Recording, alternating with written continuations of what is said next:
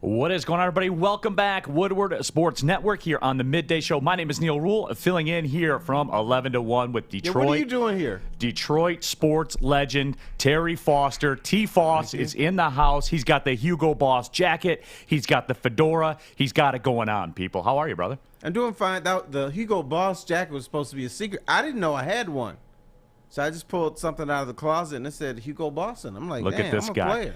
He's pulling Hugo Boss out of the closet for us, for everybody here. But you know what this means? That means somebody gave this to me as a gift. Yeah, I was going to say, did your wife give it to you, Dr. Fauci? She would not spend money for a Hugo Boss, so this had to be somebody outside the family. Oh. I would do the Hugo Boss jacket, Tfoss. I would. I'm not. That's a strong play. One. It's an aggressive play, but I love it, and I'm here for it. He is Tfoss. My name is Neal Ruhl. You know Fish. He's behind the glass. Kennedy Broadwell as well. Also Alex. We got the squad. We're squad deep up in here, Terry. A big weekend of sports action. A lot of news coming out of the Olympics. The Detroit Lions are going to training camp. Everything fires back up. You know it's late July. You're getting that feeling in the air, aren't you, Terry? Football is close. It's so close right now, we can taste it. Yeah, we can. Now, I'm not getting the taste as much this year because it's been too damn hot, and I lost my power this weekend. So that kind of ticked me off and got me off kilter. But I'm always used to training camp this time of year, and it gets hot, and then the guys come out there and start fighting. Because when it's 80, 90 degrees, those football players are pissed off. They've had enough of each other, too. Right. I mean, because you see this throughout training camp, where everybody has their point where they snap. Sometimes it's a weekend, sometimes it's 2 weeks in. You line up against the same person every day. As you said, it's 90 degrees. And really, they've been doing the chip blocks and the cut blocks to you and everything like that. And you've had enough at some point. Yeah, absolutely. And then the defensive lineman, it's always the D line against the O line. You know, they think the offensive linemen just fat tubs of lard, and that fat tubs of lard come that grab and hold all the time. Right, and punch them in the mouth, and they get pissed off, and it's on. How long you think it could be before we get pissed off at each other? I don't think that's going to happen. No, because it's cool in here. It is cool, but I'm jealous of your jacket. So right away, there's some animosity. But you know what? You're a true professional, so I don't think that's going to happen. We'll put it aside, no doubt. Extra big hello to everybody that's watching on the YouTube channel, Facebook Live, however you're consuming Woodward Sports Network. We're certainly glad that you are. We welcome your comments, anything you want to do to get involved with the show. But as we said, we got some Olympics to talk about, namely Olympic basketball. Detroit Lions back in training camp. Tom Brady's got videos that defy the laws of science. That guy's pumping out content, man. Tom Brady. He is, but not to be rude. I think, first of all, you can't mention Tom Brady in this studio because people hate him. I love the guy, but I'll say this. That video, or the videos he's pumping out, they got to be fake. You don't take a ball and throw it into the Jugs machine, and the Jugs machine spits it back at you. No. 3 times in a row. But we'll talk a little bit about that. What the you got, only Fish? person that doesn't like that doesn't like Tom Brady is Maz. Everyone else, I think, likes him. All right. Well, Maz has a big voice around here. Well, he does. And there, right here on our stream, we just played a little bit of the video. But we'll discuss that, though. Tom Brady putting out some gold content. Deshaun Watson, speaking of training camp, this is a big story around the NFL. He's there. He's showing up. He says he's going to play. That's a developing situation that's been developing for a long time. I know Terry has some thoughts on it. I do as well. We'll get into that as it goes on. Our Lions training camp contributor, Corey Woods, will join us in a little bit. He had a one-on-one interview with Trey Flowers. That was a big interview, Terry. It was a big interview, and I think what we're going to get is high-pitched Corey today because he's going to be so excited. He talked to Trey Flowers. He's out there with the fellas. They're lying to him, and he's going to come back. Man, Trey Flowers was just great. And that's what happens with Corey. He turns from a man to like a little nugget when he's around the Lions. He gets so happy and everything. Yeah, absolutely. Just want to prepare you for that. And that is something, too. I think Trey Flowers is a big talking point for this Detroit Lions football team. We'll dissect that. We'll break it all down. Vaccines in the NFL. They got a basketball robot at the Olympic Games. I'm terrified. Every time you see one of these clips of a robot doing something, remember before it was like the robot dogs and everything like that. Mm-hmm. Now they're looking more and more like humans, and I don't like it, Terry. I don't like it either. They're scary to me. They're scary to me, too. They can dance. They can dance better than most of us. Now they're shooting 3-pointers and half-court shots. Yeah, I don't like God, I just really don't like it. It's creepy. It's creepy the way they move. They're talking about artificial intelligence. I'm not here for that, Terry. But we'll get into all that. But certainly, recap the weekend. What was Tfoss's weekend like? Because I know it was different for all of us depending on where you were. You lost your power. I lost my power. Yeah, my weekend was miserable. We were hot. We went to the basement because of the tornado warnings. We have a siren probably like 200 yards from the house, and it went off. And so then we turned on the TV, and they say, go into the basement. So we went into there, and it was fun for like 10 minutes because we were telling family stories, and the kids were, well, they're not kids anymore. They're almost adults. So they were having a good time, and then finally, I think my daughter said, I'm just bored because there's no TV we couldn't do anything on, and no internet, nothing. And we couldn't even make phone calls, or they couldn't text their friends. It was truly a living hell for all the young people out there during the storms. Right. There's no question about it. I was up north, actually. I went on a golf trip with some of the guys, and it always happens this way. Whenever you're out of town, and if you're a father out there, you know this. You can be home for months, certainly in this business, Terry. Now, Right. you know, you spent a long time, with the Detroit Free Press, lots of traveling, been on the beats and everything like that. I'm a broadcaster. I do television for Oakland University. We travel a lot, play in arenas all across the country. Whenever you could be home for weeks, nothing ever happens. The second you leave, especially because, let's be real, my wife's not watching right now. I know that. There was some animosity about the guy. Yeah, there was some animosity about the guy's golf trip. There always is.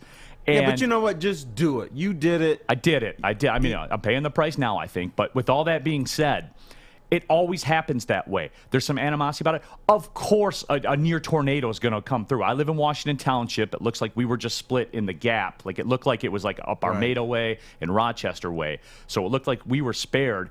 But of course, the second I'm gone, this happens. They got to go in the basement. I got to call, say, hey, is everything cool? They're like, yeah, but you're not here. You're up playing golf. It must be nice. They try to make you feel guilty. But as far as golf trips, tell them you're going, and then when they're complaining about it, just shut them out. Leave the house, come back, get the clubs, and just leave. Because you're going to be in trouble anyway. Yeah. It doesn't matter what. If you try to explain it, it doesn't matter. They're going to be mad at you. So you may as well just take the path of least resistance and just leave and get the hell out of there. Right, and that's something that I'm learning, especially. And we've been married a long time. We're pushing 20 years. We've been married a long time, so I know some of the ins and outs. But that's one of those things that always hooks me.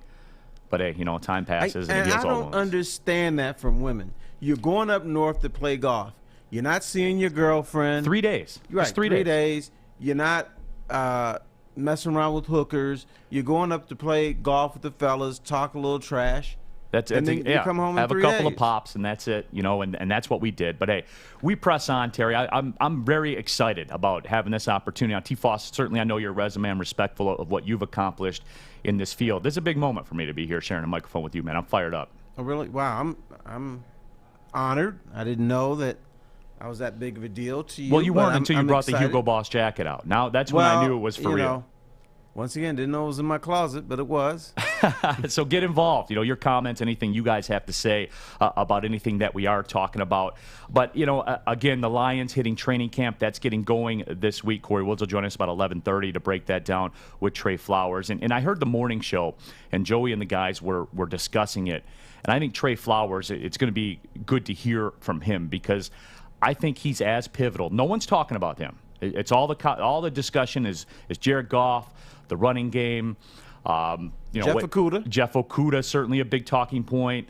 No one has talked about Trey Flowers. This is a man who's going to be here for the next 2 years because the price prohibits. I think he has a $10 million buyout after next year. You're not paying that dead money on the cap. That's 5% of your cap, so you're not doing that. He's big, Terry, because especially switching up the formation, which he downplayed. He didn't say it was that big of a deal. But with all that being said, he's the dude in my eyes. Right. Because Pro Bowl player, big-time contract, give us some big-time results. Yeah, it is a big deal because I think the Lions switching from the 4-3 to the 3-4 has been talked about for years. Now, here is what we need to watch out for with the Detroit Lions. I always like to focus on their defense because what happens every time a new coach or new regime comes in, they're like, we're going to be aggressive. We're going to attack the quarterback. We're going to switch schemes. And then they have training camp, and they say, I don't think we can do that because we don't have the personnel. And they change their minds. Even if they look at these guys, which is not a finished product, and they say, you know what, we don't have the personnel, do it anyway. Do it, attack the quarterback, because in the NFL, you can't play bend but don't break and win football games. You're going to slowly get eaten alive, because in the 70s and 80s, the philosophy was, if I give that offense the ball at the 20, they're going to turn it over or mess up or make a negative play, and I'll get the ball back. In the NFL, you got to take the ball back. You got to sack the quarterback for 12 yards or 10 yards and then live with that. The Matt Patricia regime was old school. And these guys want to be aggressive. These guys want to play with their hair on fire. So I hope, even if they get burned, that they still decide, you know what, we're going to be aggressive, we're going to attack. And I think a guy like Trey Flowers has enough experience. If the coaching staff decides, well, we don't want to go in this direction, hopefully he will step up and say, no, here's what we need to do. Because people talk about chunk plays, especially on offense, and how they change a football game, how they change the dynamic of a season. The sack, I never hear it referred to as this, but to me, the sack is the defensive chunk play. Correct. Because, look, we all know turnovers are king. You got to, as you said, you got to get the football back. But the sack, to me, is the new turnover, because it shifts everything. You're talking about a second and long situation, third and long situation. That's how you control the game. You can be bend but don't break as far as running the ball, and you can live with giving up some chunk plays as long as you deliver defensive chunk plays on your own, i.e. the sack. And that's certainly something that on paper, that's why Trey Flowers is here. And guess what? You only need one. You only need one. Right. If you're 2nd and 22, chances are you're not going to convert that. And that's why we can talk about the offense. We can talk about Jared Goff all day long, the running back situation. Jeff Okudah, though, becomes a big part of that. I mean, he's got to be a contributor to the point where he allows you schematically to do some of those things. We say, that's our first-round draft pick. Right. He's got to be the guy. So I can turn our other guys loose, like Trey Flowers. But the problem is, if you are a cornerback, especially a young one, and your defense is not getting to the quarterback, you're going to look bad. Because I don't care who you are. You cannot cover these guys for 5 seconds. You can't cover these guys for 4 seconds. Especially given the rules and everything, too. Right. And because there's really no such thing as a shutdown corner anyway. If you're a shutdown corner, it means you're using your hands. And now the NFL has said, nope, you can't use your hands anymore. So if you're going to put Jeff Okudah or anybody out there and tell him cover this wide receiver for 4.5 seconds, he's going to get burned. There's no question about it. We're going to take our first break. When we come back, we got a new show coming up on Woodward Sports that I'm really fired up to see, because it's rare that you get people that get to do these shows with, such experience, that have been in the room, that have been on the field, that know exactly what they're talking about and can relate it and break it all down. So certainly this is something that's going to be exciting. There's a new show that we're going to preview when we come back. And here's the other thing. I've interviewed both these guys, and neither one of them yelled at me. So, hey. Were you wearing the Hugo Boss jacket when you were interviewing him that day, not. too? I probably had on the polo. Of course. Of course you did. He is Terry Foster. My name is Neal Ruhl. We'll be back in just a couple seconds here on the Woodward Sports Network.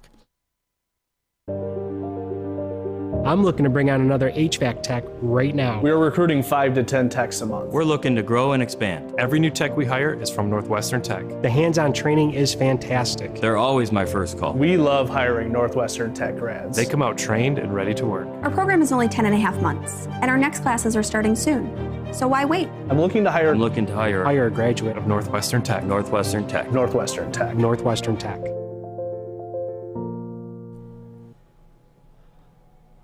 Welcome back here to the Midday Show. My name is Neal Ruhl. He is Terry Foster. Happy to have you along wherever you are watching, wherever you're streaming the show. Certainly we are. Glad you're doing so. Jump on that comment section, Facebook Live, YouTube, all of it. We'll be getting to those as the show progresses. But right now, as promised, we got a new addition coming to the Woodward Sports Show family.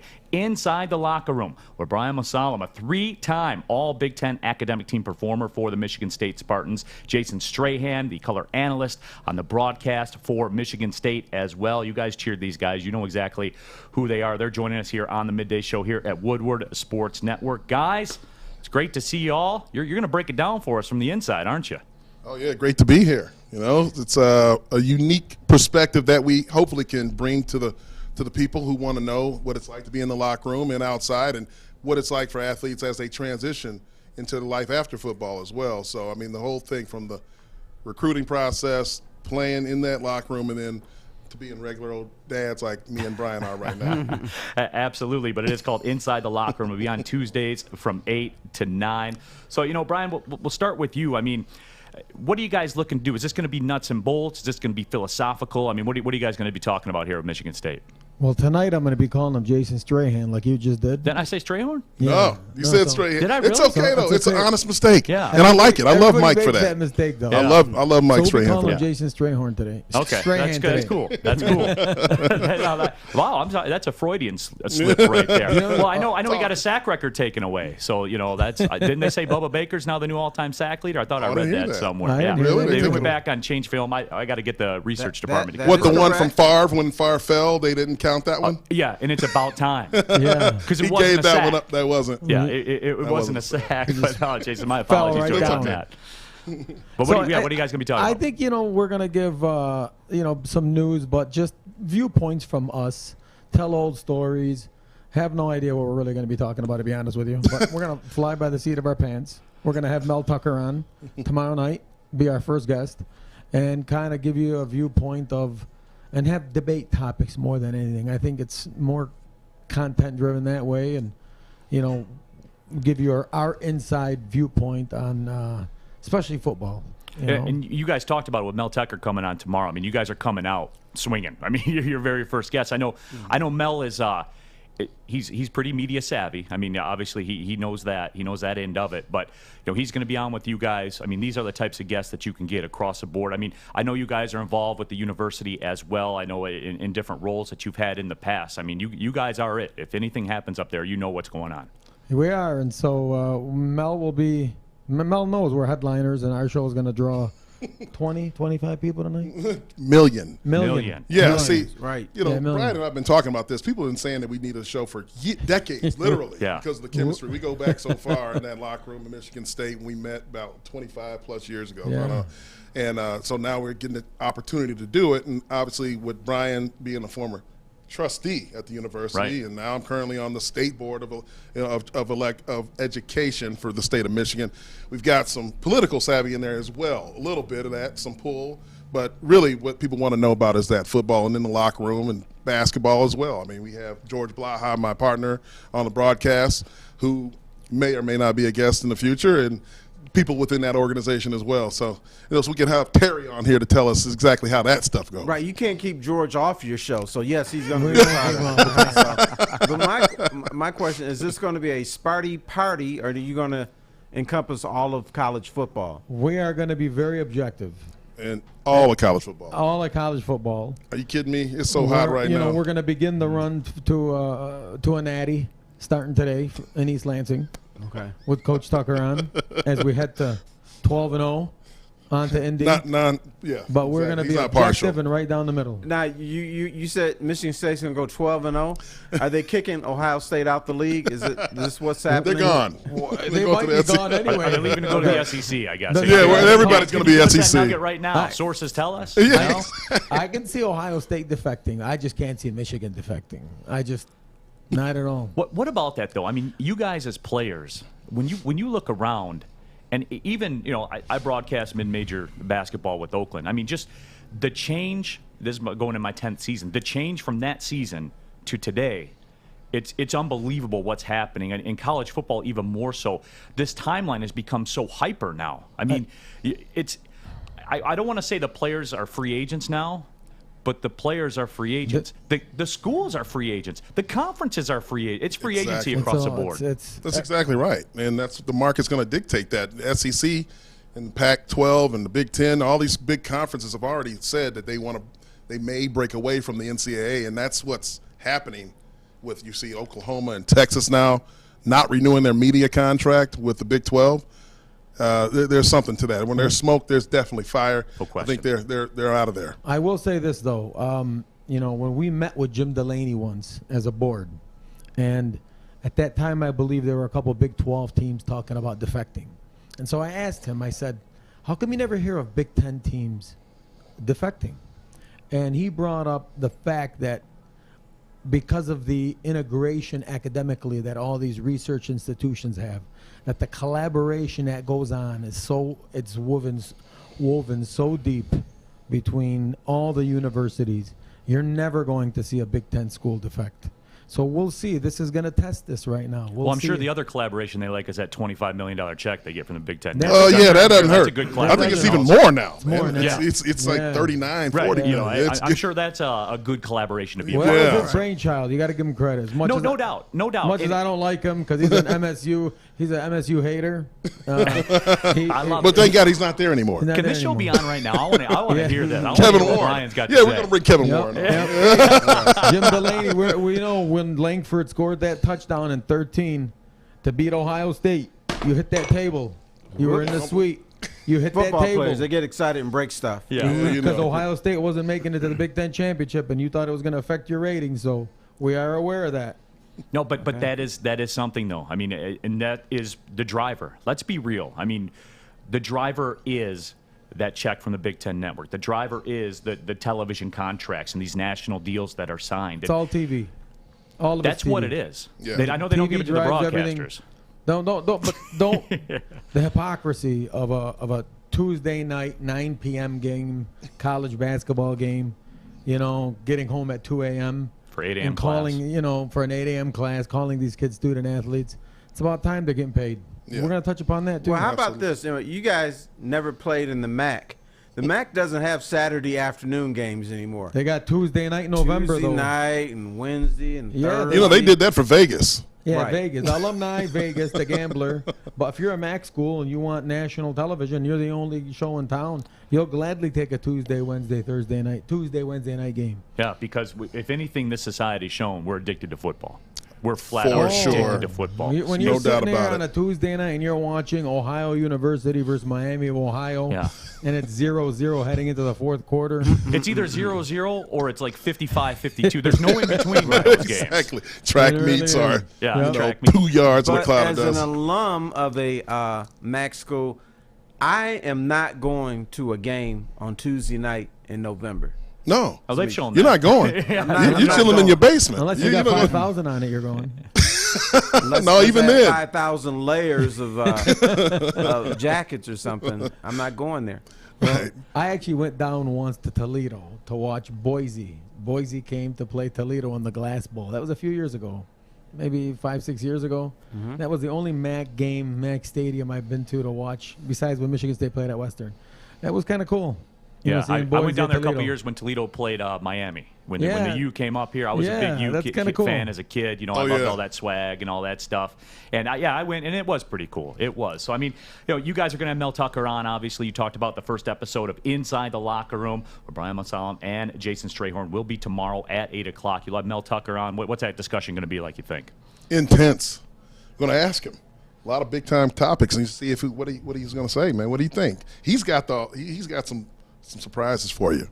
I just think that the talk around portal, NIL, the way recruiting's changed, the way he's revamped the roster, just he comes from the SEC, right? He was at Alabama, LSU, Georgia. He knows what he wants. He wants 10 big, years in the NFL. big hands, big heads, and big asses. That's I'm- it. What's Mel Tucker doing right now that you like? No, not he's bringing the SEC/NFL style of coaching to the Big Ten. Like seriously, he's not. This is not sugarcoating it anymore. Where you kind of baby guys in. Try to grow them. If you're not ready, then he's doesn't not have going time to for keep you. No. Let's be real. I Don't also have time. I like It's the big boy way business. I like the way he's his social media presence, right? I mean, all recruits for love recruiting. that, right? It's all for recruiting. The Jordans smoking a cigar, feet kicked up. he He's comes savvy, man. He comes is. across as cool and savvy. Why do you think people like Oregon? Why do you think the kids like to go to Oregon? Uniforms. The unis, Yes. man, Yeah. the toys, That's the it. shiny Us things. old people are like, look at those Yeah. terrible uniforms. The kids are like, I gotta Kids get me love one. that. They got a Right. different uniform. I work every with week. George Blaha. He can't stand that stuff. He wants all the traditional, Right. everybody look like Penn State or Alabama, right? But the kids don't. The noon game. Yeah, the noon game. Yeah, kids want 8 p.m. and like 1,700 uniform combinations. That's Yeah. what they want. That's what they want. I mean, it certainly is no secret. I mean, guys, I appreciate y'all stopping by. It's going to be inside the locker room right here on Woodward Sports Network. That'll be on from 8 to 9. Mel Tucker, Michigan State head coach, at first guest. They're coming out. They're coming out guns blazing, guys. And you could tell. I mean, just chopping it up with these guys. Yeah, you guys are Michigan State guys. Yeah, you are, but you also play the game. You also live in the real world, and you also see how things are changing. So that you guys got my attention. I'll be listening. Bam. Thank you. Just don't be boring. Absolutely not. All right. We'll try If not, we'll just bring up Terry Foster's name and start cussing. Yeah, that's all. That boring right Talk there. about your shorts. We'll talk about your shorts. Sure. Former Michigan State legends Brian Masalam, Jason Strayhorn, and we were happy to have them here. We'll take our next break when we come back. Going to get into some of that Olympic basketball talk. I've got a theory on this, Terry, and I think we're seeing it in a lot of sports. You and I will discuss as they lost to France. Can't we'll wait. discuss. Can't wait. We'll be right back with more Woodward Sports Network. Tony is a third-generation logger that has a simple, practical approach to life and work. That's why his Coast DX342 knife is perfect for him. The stainless steel blade is rust-resistant and made for all-weather use. And the double roll-lock safety ensures that it will never inadvertently close when he doesn't want it to. That's why Coast is trusted tough. Neal, Ruhl, Terry Foster back here with you, Woodward Sports Network at our Woodward Sports Network compound. You know it's Terry Foster. Tfoss, Detroit sports media legend, riding shotgun with me. We'll be here tomorrow as well. So we're chopping it up a couple of middays here. Kennedy Broadwell is doing everything behind the scenes. Alex Fish, our guy Fish, y'all know Fish. He's the man. There's no doubt about that. But I did want to get into this whole Olympic basketball thing because most of you know by now, Team USA, they still call them the Dream Team, or is it? That one year, one and done. Okay, right. So they fell to France. The bottom line is they fell to France. Now, T, I look at this from a couple of different perspectives. You say, all right, United States lost to France in basketball. That's a bad loss. But then you start piecing it all together. France has Rudy Gobert on the team. I mean, he's a reigning NBA Defensive Player of the Year. Utah Jazz, a very good basketball team. Evan Fournier. I mean, it's what I like to say. Those guys drive Mercedes too, Terry. I mean, the USA basketball team isn't the only one that are driving the Mercedes, man. Like, Rudy Gobert is a big-time player in this game. That's my first aspect. The Team USA has the Mercedes SUVs. Yeah. These guys just have the regular, G-Wagons, just have the regular Mercedes. Let's not get that twisted. But what was your takeaway from that, Terry? Because I think that there's a big connection, and I see this a lot with soccer. People always say, Terry, why isn't the USA, why aren't they better in men's soccer? Why aren't they competing for World Cups? I think we're seeing this in reverse as far as the Olympic basketball game goes. You are really, in my opinion, Terry, seeing the reverse fruits of the AAU culture label. Because AAU culture, to me, if you're winning tournaments, if you're winning peach jams, if you're winning these types of things, then you're developing kids. It doesn't matter if you're really developing the kids or not. If you're winning these tournaments, these travel tournaments, this AAU thing, these pay-to-play type things, then you're developing kids. And that's not always the case, Terry, because you see these international teams that play a system where all these guys, they come up through this international system. While they all want to get to the NBA, they cut their teeth in France playing for the France national team, and they have their system that they played. They're versed in it, and I think it shows. I think it's embarrassing. I think it's embarrassing that Team USA lost to France. France is not that good. In my opinion. Yeah, Rudy Gobert, great defensive player and everything. But if you put Kevin Durant on any of these other teams, he'd be the best player on there. Damian Lillard would be the best player on any other team, and maybe a couple other guys. So Devin Booker would probably be, and I know they came in late, but they would be the best team. So what we're learning now is you just can't win with individuals. You must play team ball, which they're not doing, And I think when you look at the NBA playoffs, the teams that got into trouble were ones just telling their superstar, go at them and do whatever you do.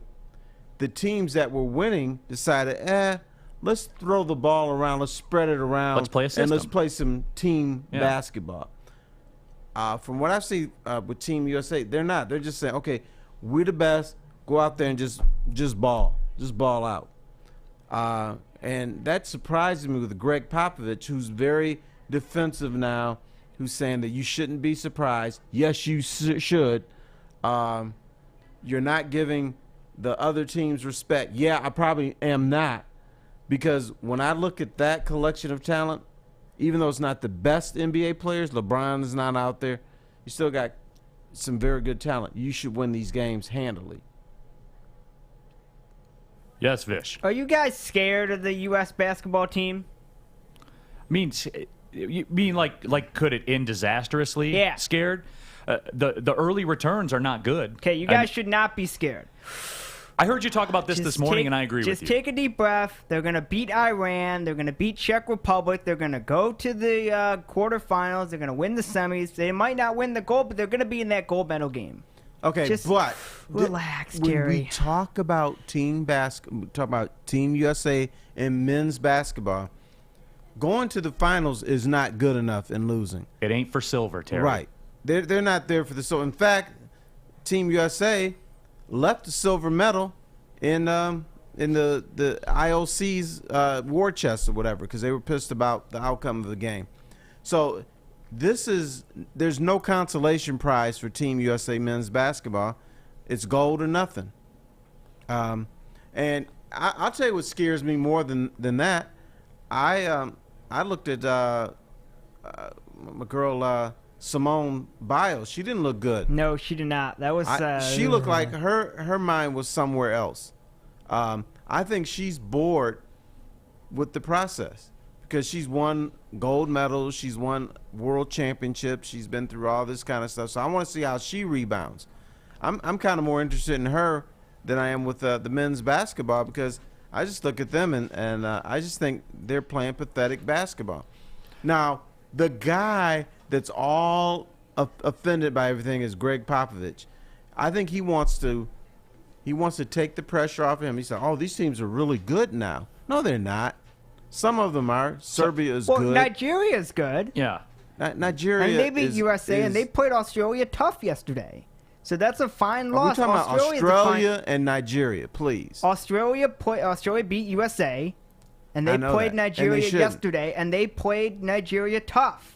So I think Nigeria is a fine loss for USA in exhibition. Yeah, I mean, Terry. Yeah, but Terry, I mean, the world is catching up in basketball. Specialized systems, again, kids coming up as youth playing these systems all the time, because you saw and you touched on it. So I know you saw the difference in the final 2 minutes of that game. France got system baskets. Right. Team USA, everything was a pull-up. Everything was a pull-up jumper. There was no, as you like to say, working the basketball in the post. I know that's the easy answer, but it was glaring. It was so glaring. There was no what I call in the basketball circles, there were no bucket plays where you have those 3 or 4 plays that you will get a bucket on 80% of the time. I saw none of that. It was one-on-one, it was isolation, pull-up three, and they didn't go in. And sometimes that happens. And when you look at an NBA game, especially when it gets into the playoffs, you just tell your superstar, okay, we're not going to run plays. We're giving you the ball, and you score the bucket. And that mentality doesn't work all the time. Once again, I go back to the team concept. That's why inferior teams beat superior teams, because superior teams sometimes think, we're so good, we can't lose this game no matter what we do. And I think that's the mentality with Team USA. And I know a lot of people say, well, they don't care. Believe me, they care, because they don't like the fact that the country's looking at them and say, okay, y'all not even going to win a medal. So I believe they care because their pride's on the line, but they just, I'm going to blame Pop. And that's the guy really that's, I think, wearing it. It's always going to be Kevin Durant that wears it for whatever reason, because Kevin Durant always wears it for some reason, which I don't understand. I mean, you can't question his resume. You can't question how good of a player he is, the injuries he's come back from and everything like that. I think he gets he gets criticized unfairly, I think, from time to time. But with that being said, I buddies texted me after that game was over, and they're like, man, I think Popovich has lost it. I mean, that's Greg Popovich we're talking about. Right. I mean, witchcraft. But he's the one, which always, it comes back to me, Terry. I don't understand why these guys play sometimes in it. And I know this is not going to be popular to say, but if you're Kevin Durant, really the only thing that can happen, it's like being an offensive lineman in football. The only thing that can happen to Kevin Durant is negative, that they don't win. If they win, they were supposed to. You had a great team. If they lose, it's going to be Durant's fault, no matter what, even if he scores 50. I wonder why he would play. There is a different Olympic gold, and it's called money. Sometimes if you play your season and then go win a gold medal, then endorsers want you more. And so I think sometimes guys look at that prize too. Yeah, I'm getting big bank, but I can really own this thing. I could be LeBron. Well, I could see if you're a guy like Lillard who plays in Portland that doesn't get the shine, that never get I could see it's a business decision. I think it was a great business decision for Jeremy Grant. That opened him. You saw he got a shoe contract like 30 seconds after he signed with the Olympic team. I mean, yeah, he's not even playing, but that's all right. Yeah, but it's part of that business decision, and that's a great point. Or maybe I want to represent my country. There is something to that. I mean, when we look at a fencer, we're like, oh, yeah, they're representing the country and everything. If we see a gymnast, we say, oh, they're representing the country with pride. But when we see NBA players, we don't put that same shine on them. But they do want to represent their country at least once.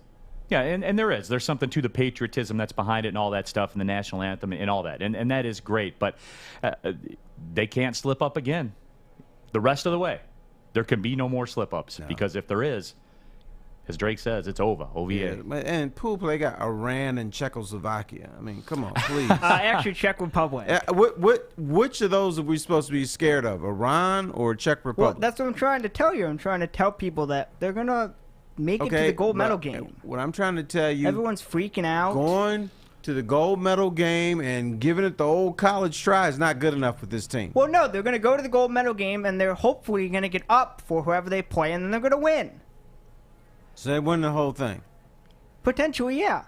No, I don't want to hear potentially. Are they winning the whole thing? Well, I can't tell you if they're going to. I can tell you they're going to get to the gold medal. I can't tell you if they're going to win it. I mean, I would assume they're going to win it. But this is part of a bigger Olympic story, though, Terry. You talked about with Simone and competing for gymnastics, not competing well. Women's soccer lost to Sweden, got dominated by Sweden. The rest of the world's catching up, people. Like I know we like the big foam number one finger, USA, USA. I understand that. But look around, man. I mean, there's signs of this everywhere. The rest of the world is catching up to the U.S. and certainly Do you know athletics. why they're catching up? I know, because we have a pay-for-play youth sports system now. That's not about development. That's not about getting the best people in the best spots.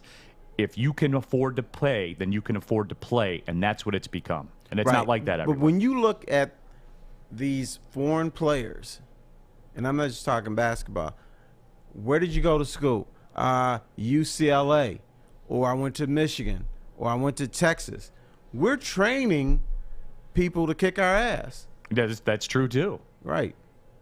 So, and if you look at the rosters of particularly the Olympic sports, tennis, golf, and other, I mean, almost half the roster is from South Africa or the Czech Republic. I want to be respectful, or France or something like that. Yep. Serbia.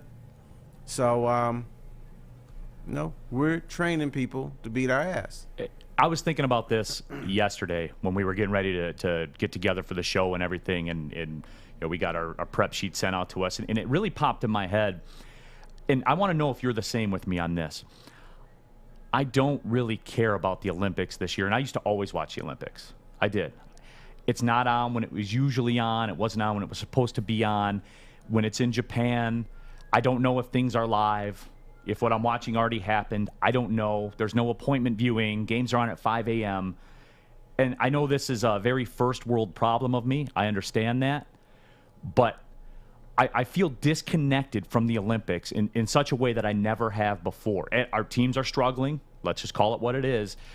Are you getting that same sense, Terry? Are the Olympics an appointment the way it used to be for you? No, but for different reasons. The pandemic has turned me off a little bit. There's no crowd. It's delayed a year. And most of the stories are how many people have come down with COVID. Now, what's going to happen? Are they even going to finish this? So to me, that becomes a distraction, and it does reduce my enthusiasm for the Olympics. And yeah, and if you want to watch it live, you got to get an app, and you got to get up at 3 in the morning, which I'm not going to do. Right. So yeah, it's like for me, I can do the European thing. I actually like that. When World Cup's on in Europe or Premier League or whatever, I enjoy that because the games are on at like 9 a.m. If they're 3 p.m. there, they're 9 a.m. here. You can deal with it. A primetime game over there is on at noon here.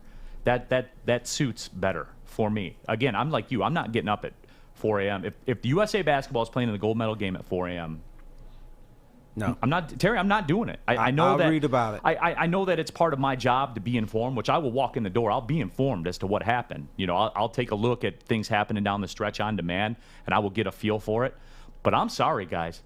I'm not doing it, and I never felt that way before, especially with the Olympics. I never felt that way. I did used to get up for especially the Olympic hockey when all the NHL players were playing in it and Team Russia, and I like entertainment, Terry. Those teams were entertaining to me. I don't have it in me. Am I a bad American, Terry? No, you're Yes. a typical American. No, he's not bad. Stop it. No, He's typical. That's why I asked. All right. We are used to noon football games, 7:30 basketball games, and if we're in the mood for it, maybe a 10:30 football or basketball game from the West Coast. That's it. Yeah. You're talking about 4 in the morning? Yeah, you mess with my beauty sleep now. Not interested. Can I tell you something? You guys are ripping on the host broadcaster. I think they're doing a terrible job, but that's because I like everything live. They're actually suiting you, Neal. They're actually suiting you perfectly. But I'm not watching it if it's not live. Because I already know. I already clicked on Twitter. I already saw what happened. And I don't even have to seek it out to find out. I get an alert on my phone when it goes final. I wake up to that alert. Right. Like this is what it is. And I think companies like NBC and these networks, and don't get me wrong, I'm in television broadcasting. It's what I do. But I think what these networks do wrong is the whole timing of all this. And I'm being for real with you guys. As far as the Olympics go, I would assume that the United States is probably the most money-making audience that they have. No, it's not probably. It is. Yeah, but as far as advertisements are driven to people and all those types of things, that's the way it is. And I'm just not feeling it. And I'm not going to watch, Terry. I'm not watching at 4 a.m. I know Fish says I'm a bad American. Are you going to feel the same way in 7 months when it's in Beijing, winter? Absolutely.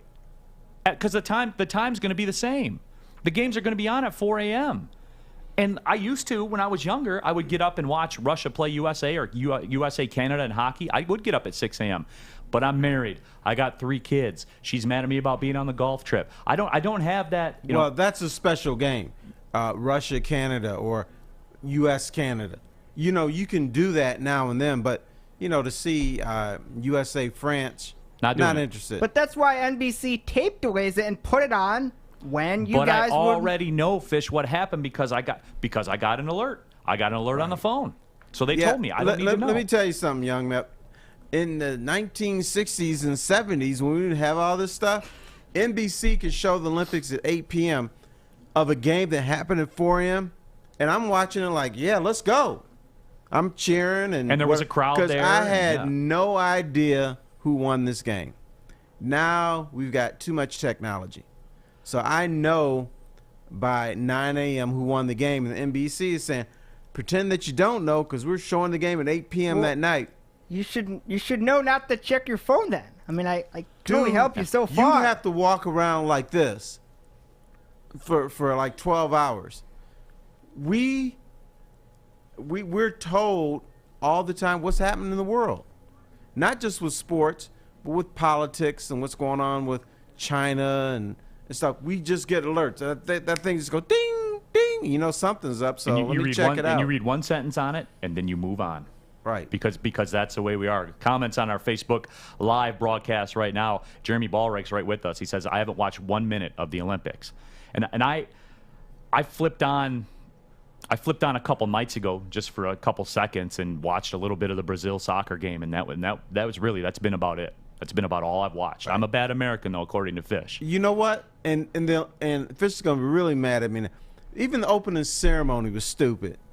I watched some of it, and I just Okay, let me defend the opening ceremony. Please. Because that's not typically what the opening ceremony is. The opening ceremony, they mixed COVID, or the last 18 months, in with the actual Japanese culture. So normally it would be all the host countries' traditions and whatnot, but they decided to, let's mix in the past 18 months. So the guy starting the treadmill, that was equivalent to the last 18 months of people, training alone but not alone. And they had all that stupid string or rope or whatever that was. I was like, you got to be kidding me. So they tried to relate 18 months to us, and then they threw in, of course, the host culture in there. I thought it was fine. It's not what it traditionally is, so I understand if you didn't like it.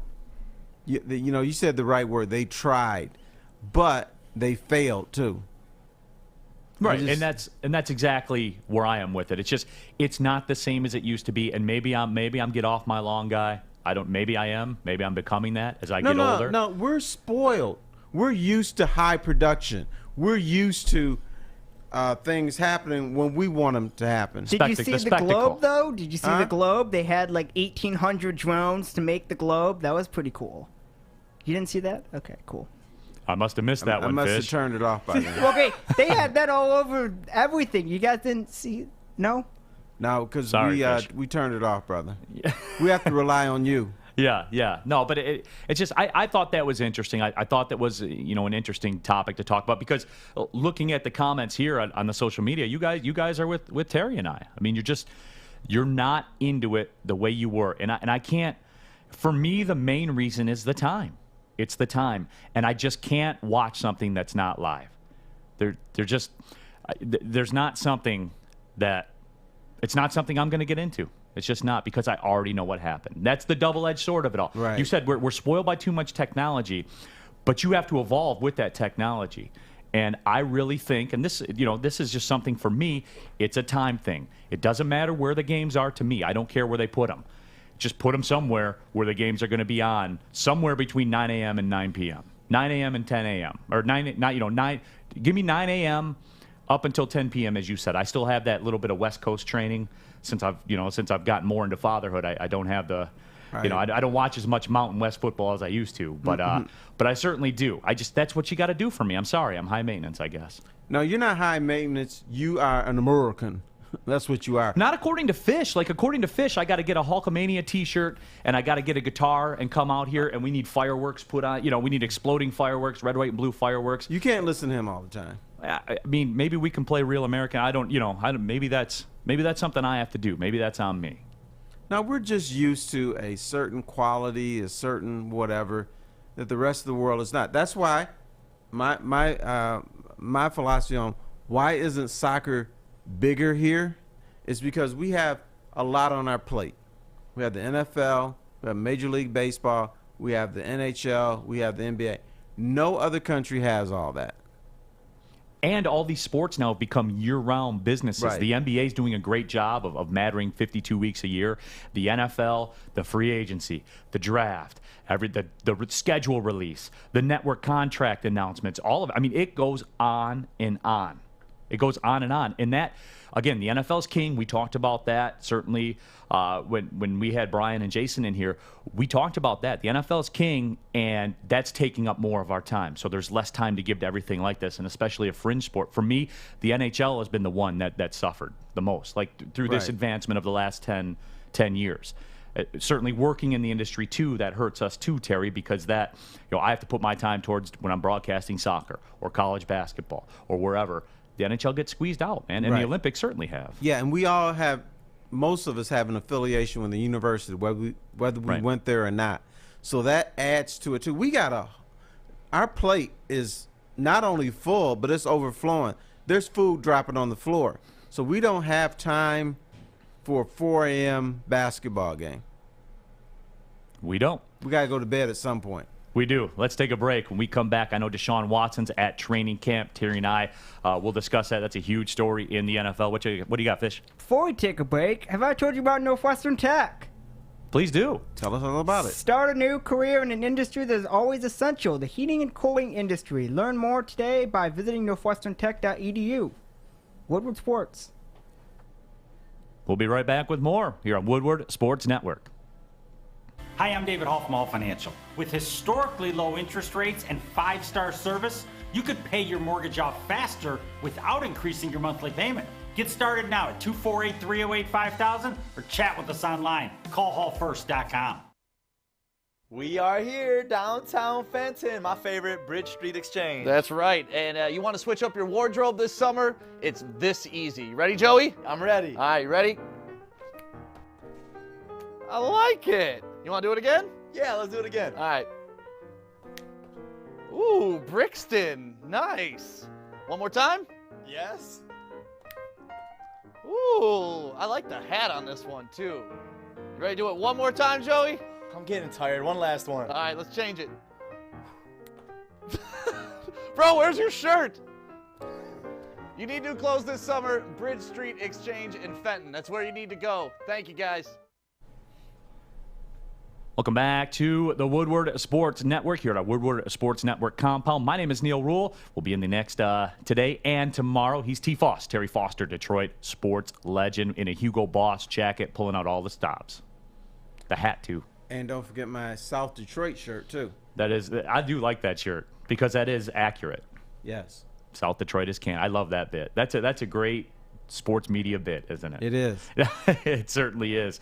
We're going to be joined by Corey Woods coming up here, our NFL training camp contributor. He had a big-time interview with Trey Flowers, and he's a guy certainly that we talked about a little bit earlier on. And I told you all that we would get further into that training camp discussion. It's this week. I mean, and I'm ready to go. Usually I do a little family vacation with the fam, and then I come back and start watching Hard Knocks and get fired up and getting ready for football. You know, and Terry, I know we talked about a couple of the storylines, and we'll talk Trey Flowers in just a couple of seconds, but you know, the player that you want to see, because I said already, mine was Trey Flowers. The players that you want to see, what are you looking for, Terry? And I know we're going to get the same response to all the same questions. Everybody's in the best shape of their life. Everybody looks great. I know we're going to get that. Well, who are you looking for? I'm looking for Jeff Okudah because he has been maligned so much, and you know, and rightly so. But I thought the poor guy was put in a bad position. First of all, he's a rookie. Second, you're playing a passive defense, and cornerbacks in that position are going to get eaten alive. So if they stay true to their word and they're going to become more aggressive, more biting them kneecaps, then Jeff Okudah should benefit by that.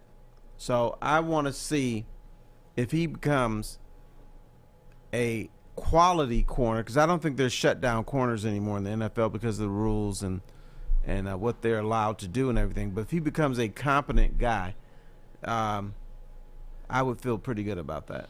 And right now we will welcome in Corey Woods. He is our Lions training camp contributor. He's been around. He's talking to all the big names. He's got a one-on-one interview that he did with Trey Flowers. Corey, appreciate you taking some time. I mean, what was your feel? Because I don't know if you heard me earlier when I was talking about it. Trey Flowers is that's the guy I'm looking at. Like that's the guy I have the finger pointed to. And the bottom line is this: when you're talking $32.8 million cap hit this year, $13 million cap hit, he's got to work. He's got to work. I mean, yeah. I mean, you mentioned Trey Flowers, and that's a good one. Everybody's been talking about, you know, Jared Goff, DeAndre Swift, who's the wideouts going to look like, what's Jeff Okudah's sophomore season going to look like, but Trey Flowers is honestly right now the elder statesman on his defense. He's, you know, even though he hasn't really been here that long, he's the guy with the most season on him. He's a two-time Super Bowl champion. He knows. He's the only one who knows what winning looks like. So, I mean, you have and that was one of the reasons I wanted to reach out to him, man. Thankful to him that he was able to do that, because a couple players, they're getting ready for training camp. They report the veterans report tomorrow. But the one thing that I got from Trey Flowers was, when talking to him, was about the rebuild. Now, don't get it twisted. When I was interviewing him, he was, polite. We talked. It was a great conversation. But when I talked about that rebuild, he got his voice changed, his pitch changed, his intensity changed because swelled up a little bit. It swelled up a little bit because everybody's been talking about this is a rebuild year. It's kind of like, okay, throw it away in the can. They're gonna suck. They're gonna be this. They're gonna be that. Trey's like, hey, look, we're not looking at it like it's a rebuild. We're going out there to compete, regardless of what you guys say. We're sacrificing time away from our families. We're giving up our bodies. If you're not going out there to win, then why are you going out there at all? And Terry, maybe you can attest to this. I equated it to when Isaiah Thomas said that he wasn't really feeling like it in his last season. Like, maybe he said he was sitting by the pool and was like, you know what, this might be it. But he said, I'm going to go ahead and go back out there anyway. He went back out there for that final season and he jacked up his Achilles. So, right. I mean, football is a violent game. If you're not ready to go out there to go give it your all and win, why are you out there? So I did like that aspect. I ain't gonna front, do one high draft picks, but hey, I do like the fact that the mentality is changing around Allen Park, and it seems like, Trey Tfoss is going to be a big part of that. Now, he talked about making the playoffs this year. Well, we didn't get into specifics of making the playoffs this year. He just simply said that they're looking to win. They're looking to compete. They're not just going, they love the fact that they're a part of the whole rebuild momentum in Detroit. The Lions, the Red Wings are trending upward. The Tigers are trending upward. The Pistons are trending upward. And now you can put the Lions as joining that train. He was just simply saying, like, look, we want to win for the fans, but we also want to win for ourselves. We're competitors. We're trying to go out there and compete, not just go out there to go through the motions. Right. In the NFL, more than any sport, if you play with the mentality of we're rebuilding, we're just trying to get through this game, guess what? It's over already. You're going to be injured. Yeah. Your career could end. Yeah. So you have to have that mentality that this guy across from me, he's in trouble today. Yeah. Got to do that 17 times now. Well, so it has to be that mentality. May not be able to pull it off. Yeah, it may not be able to pull it off, but yeah. And that's what I'm saying. Whether it happens or not, that remains to be seen, but you can't go out there with let's just mail it in, it's a rebuild. They could get hurt. Well, Corey, these people are looking to take your lunch money. Yeah. I mean, you're going one-on-one. They're looking to take your dignity. They're looking to take your soul. I as much as we know that, I think as a society, as a sports fan, I don't think we truly understand that there's 70 plays in a game or whatever. An offense runs with 70 plays a game or something like that, or whatever that number is. Every single one of those plays, you're playing for money. You're playing for your dignity. You're playing so that man across from you doesn't beat you and embarrass you in front of everyone. Like, I don't think people realize. We know, but we don't know. They have bad intentions towards you. Yeah. I'll look you in the eye. They have bad intentions for you. Yeah, not like with the Isaiah example. I mean, it just happened to be a bad break that way. But I believe in basketball, you could kind of mail it in. Sure, we've seen 5 nights on the road. Yeah, you're down 20. Yeah, you could kind of mail it in. But I mean, with football, they're looking to hurt you, they're man. looking to kill you, so it's kind of hard. Yeah, they're looking to hurt you. But it was a great interview. Go to woodwardsports.com and really get an opportunity. Our YouTube page as well. Get your opportunity to check out that interview. It was great. I enjoyed listening to it. He was very candid with you. I thought he didn't go the cliche route and everything. Nah, he didn't go cliche with me. When me and him were on the phone talking, he gave some really in-depth answers. The one thing that I really did like that he talked about was just the vibe of the players going into the training camp and how they like the coaches. The one he was talking about Dan Campbell and saying that the players are loving being around them so far, the energy that they're bringing, being around so many ex-NFL players, and the guys just they just get it. The coaches just get what the players are looking for. And another thing that I found that I really took away from is just that his transition to the 3-4. He said that it's he's played the 3-4 before. He said that the Lions did a little bit of it last year, but it's going to be more of a big thing this year. They're going to be their their primary defense. And he said because of his time in New England and just the packages they ran last year, it's going to be different. It's not going to be that much of a transition for him, I should say. No, and it's not. And defenses are fluid now anyway. I mean, yeah, they're a 3-4, they're a 4-3 on paper when you look at it on the little graphic to start the game. But that changes. I mean, you have to be able to adapt defensively. So that stuff changes. Again, he's a big-time player. As you said, he needs to play big time for this team to win. He's the one I got my eye on. Yeah. Yeah, and you always have a safety or something walking up, and the defense changes at the last second because they're trying to trick the quarterback into something. So, but Corey, I think the reason Corey got a good interview is because he followed my advice. Long Island iced teas. Just always give your subject matter a Long Island, and they just open up. It's really weird how that works every single time. Right. I was on the phone with him, but I told him to take one. I told him to get one of your Long Island series. Okay, maybe that's why I had to get that 10-minute window. He had to sip on it real quick and get his answers ready. I know I open up after a couple or one. Well, Corey, we certainly appreciate you taking the time. You're gonna be a big time player around here, man. You're the guy out there at training camp. If something I'm back there. You got it on and popping. Yeah, I'm back there right now, just getting stuff prepared and. Yeah, that's what I'm doing pretty much all day and tomorrow, getting my stuff ready for Wednesday. Yeah, you'll have a different perspective all season long. We'll take our next break. More with myself, Neal Ruhl. He's Tfoss, Terry Foster. Coming right back on the Woodward Sports Network. Hey guys, I'm D-Mac. Now to go guys, back in. That was a little slow. Right. Hi, I'm D-Mac. I wasn't ready. I was doing this. Hi, I'm D-Mac. Hey, I'm Pilar. I'm Maz. You're lit. Hi, I'm D-Mac. I'm Pilar. I'm Maz. We suck. You suck. Catch us Monday to Friday, 3 to 5. Every day, right here on The Hook. On Woodward Sports Network. Neal Ruhl here for our friends at PAM, the Public Adjusters of Michigan. We're giving you the chance to win a twosome in the 3rd annual Darren McCarty Charity Golf Outing on August 6th at the Links of Novi. The event is totally sold out, so the only way to get in is to win. To enter for your chance, go to woodwardsports.com, look for the PAM logo, click on that. You can register. PAM represents the insured for property insurance claims, homeowners and commercial property, fire, wind, and smoke. Basically, a lot of the stuff that happened last weekend. That's it. You're looking for those people at PAM. They get you money, and they do all the work. That sounds good to me. I'm pretty lazy. Why wouldn't you have them do it? Call PamFirst.com. Again, that's call PamFirst.com. And be sure to go to WoodwardSports.com. Register for a chance to win a twosome in the Darren McCarty Charity Golf Outing.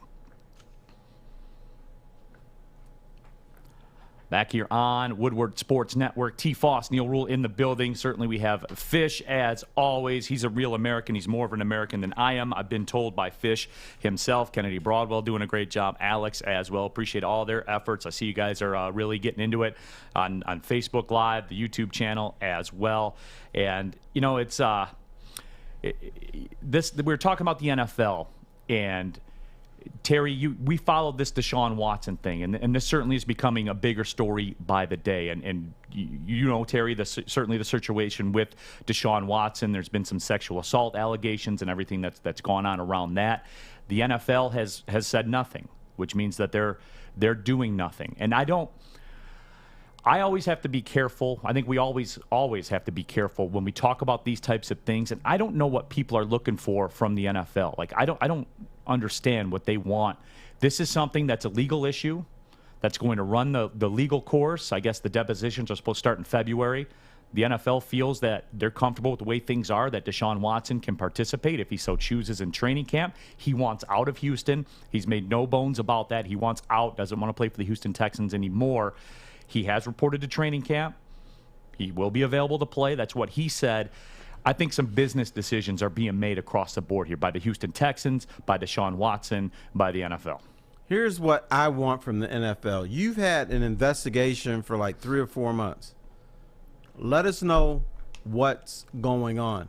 Make a decision. Either suspend this guy or say, you know what? Through the length of our investigation, we have found nothing wrong with his conduct. He can play. When you sit on your hands and do nothing, then here's what I'm thinking.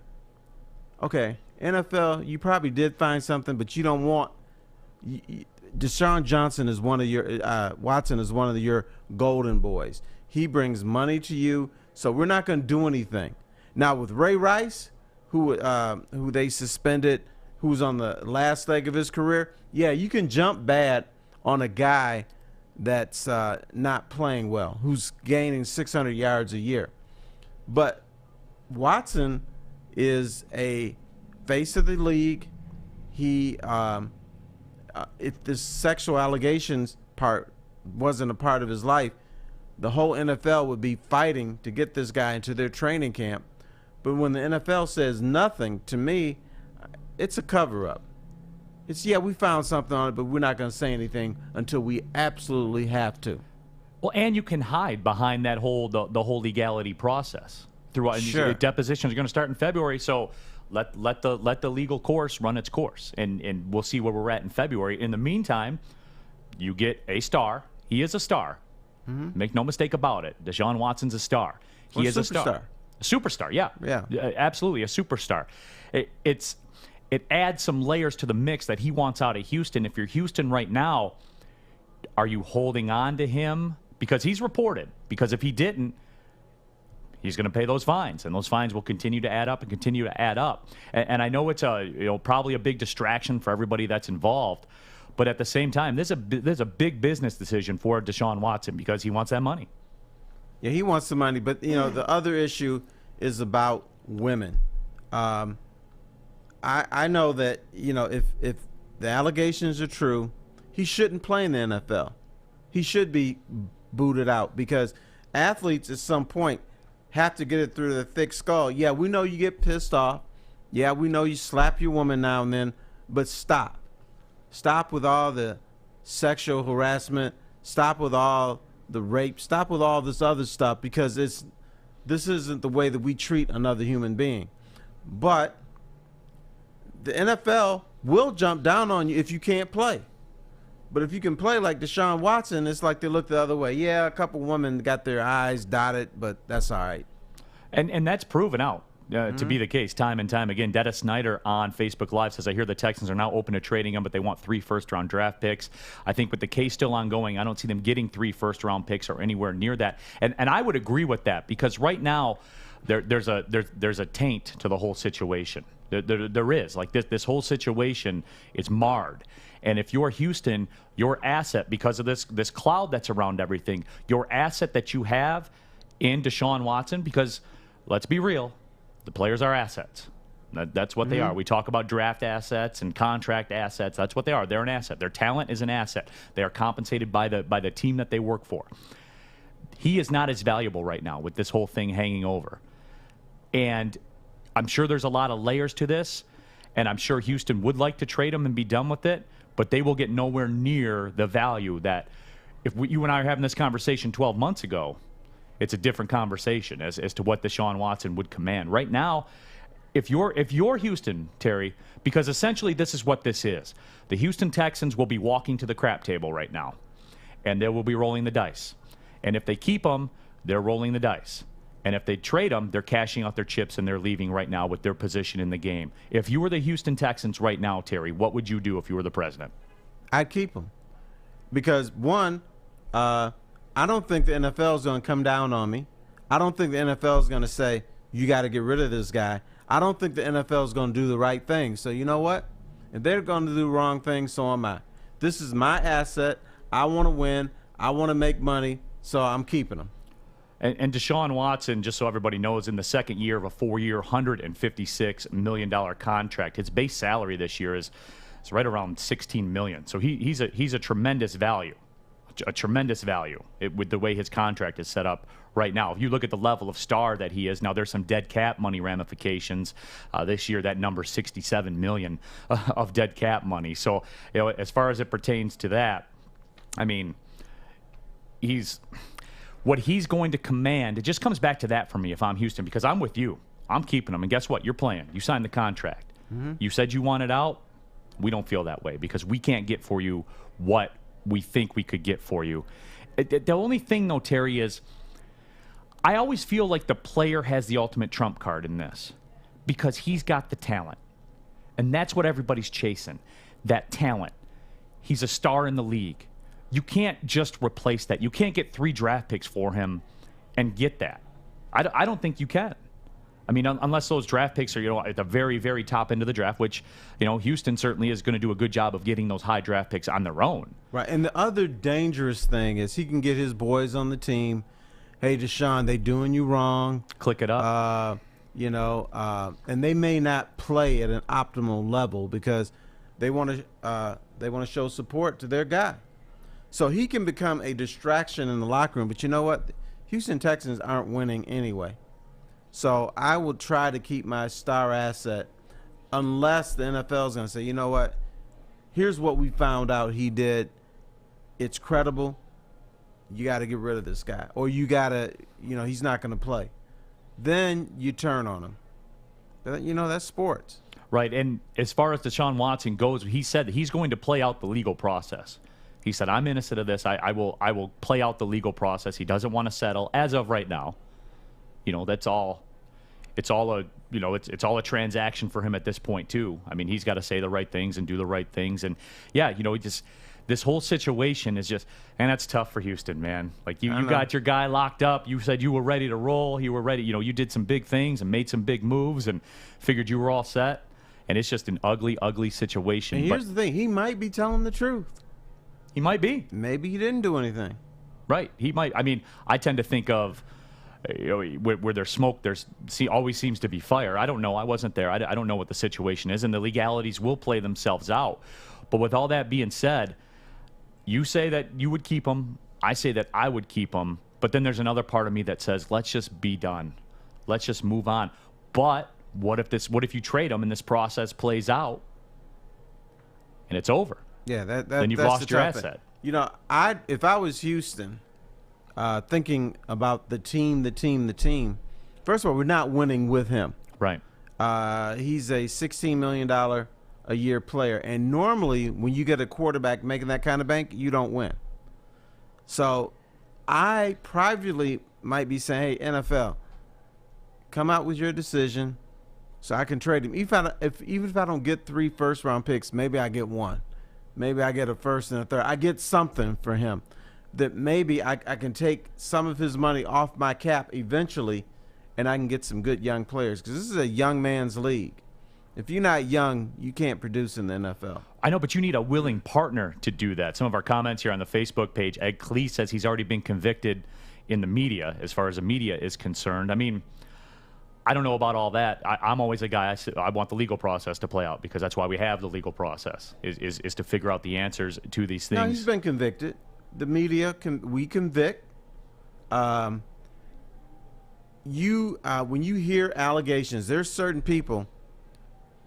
He's guilty, and then there's others like no. Let's let the process play out. Right. But there's always a large percentage of society that when a woman says a man molested me, he's guilty.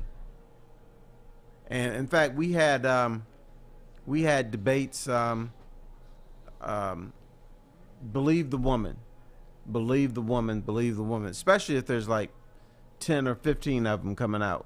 Right. You should always believe the woman. But the thing that confuses me is a lot of this has to do with sex.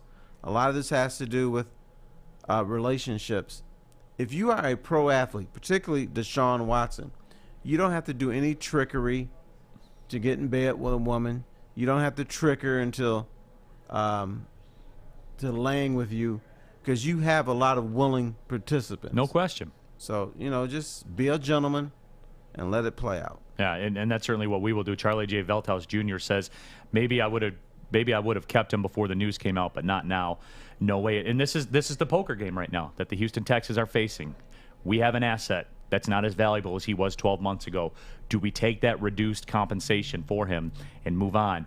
Or do we keep him, A, hoping that this thing will play out and it will go Deshaun Watson's way, and B, I think that was a great point that you brought up, the locker room doesn't become a problem, because make no mistakes, the NFL locker room is the same as your local office that you work in, or whatever place of business you have that you work at. There are cliques, there's factions, there's all that kind of stuff, and the NFL locker room is no different. This could be big problems for Houston. I think that will tell us the story. If they do trade him, then your theory is correct. Right, and it's sort of like when Darius Slay was with the Lions, and he said things about Matt Patricia that weren't flattering. Do you think he's the only guy who thought about that? No, or because thought there were that other way? guys. There were other guys Right. that got sent packing they too. never had a conversation where a bunch of them were together and said, "Yeah, this dude is nuts, and this isn't what we need." Blah blah blah. No, he wasn't. Right, and that's exactly where it could go to. Kennedy. Say, like, as a woman, this whole thing is very, very disappointing in general. But what's interesting about the NFL and how they're handling it is, like, I think what women want is just for them to admit, like, you're seen, you're heard, you're important, like, this isn't okay.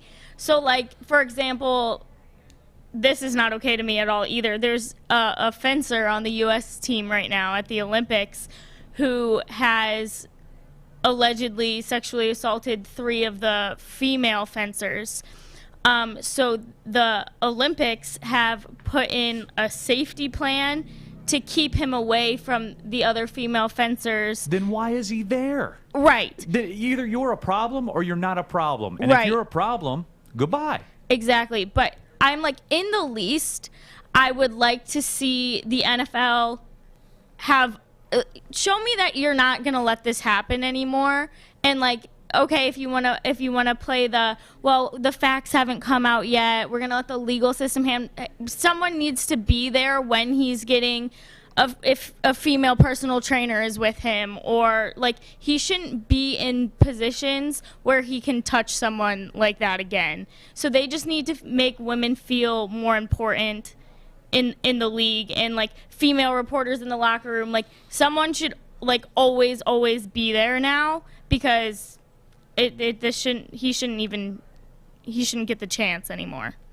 We have to understand, this is a man's world, and what the man does is, if in a lot of instances, what did that woman do wrong?